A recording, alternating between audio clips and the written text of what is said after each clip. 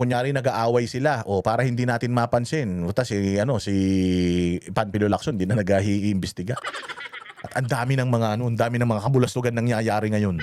O eto pero dahil niyo yung yung background ni Romualdez ayan yung background niya pucha yan. Wala dito sa Pilipinas yan, sa tingin ko baka nasa Mars na yan. Palagi ko nasa Pluto na yan.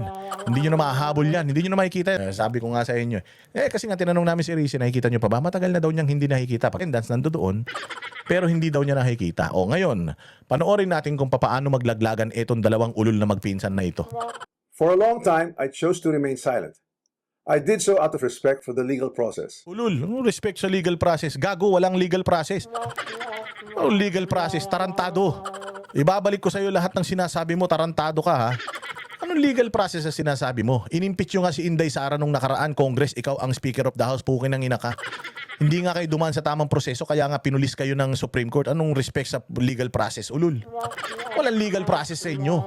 Ang legal process, si Franz Castro, convicted, convicted child abuser. Hindi nyo tinanggal sa Congress, hindi mo tinanggal sa Congress, tarantado ka. Anong sinasabi mong meron kang respeto sa legal na proseso? Si Arnie Tevez, mga bossing, congressman, ibinoto ng kanyang distrito. Anong ginawa ninyo? Dahil lang nagbubutot-budots, tinanggal ninyo. Tapos etong si Franz Castro, guilty sa korte, sa kaso ng child abuse. Tapos hindi nyo tinanggal? Mga ulul, sinasabi mong respeto, wala kang respeto. I did so because I did not want to add more noise to an already divisive issue. Gago. Tinatry mo na yung ninakaw mong pera sa mga kababayan natin, tinatry mo na paandarin.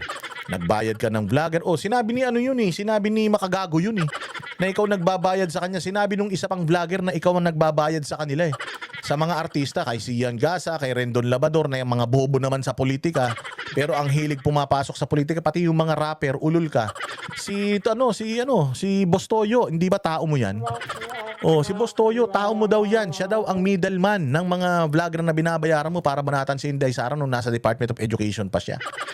Anong pinagsasasabi mo? Nanahimik ka kasi meron kang mga binayaran na mga tao na kumilos para sa'yo. May binayaran kang mga tao na gumawa ng mga propaganda mo. Bobo yung mga binayaran mo.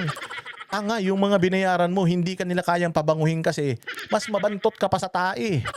Kaya naging tahimik ka kasi nga may gumagawa nun para sa'yo. Bobo ka naman Paano mo ipagtatanggol sarili mo? Less talk, less mistake ka. Kaya lang, activate ka ng mga tao na magiging tagapagtanggol mo.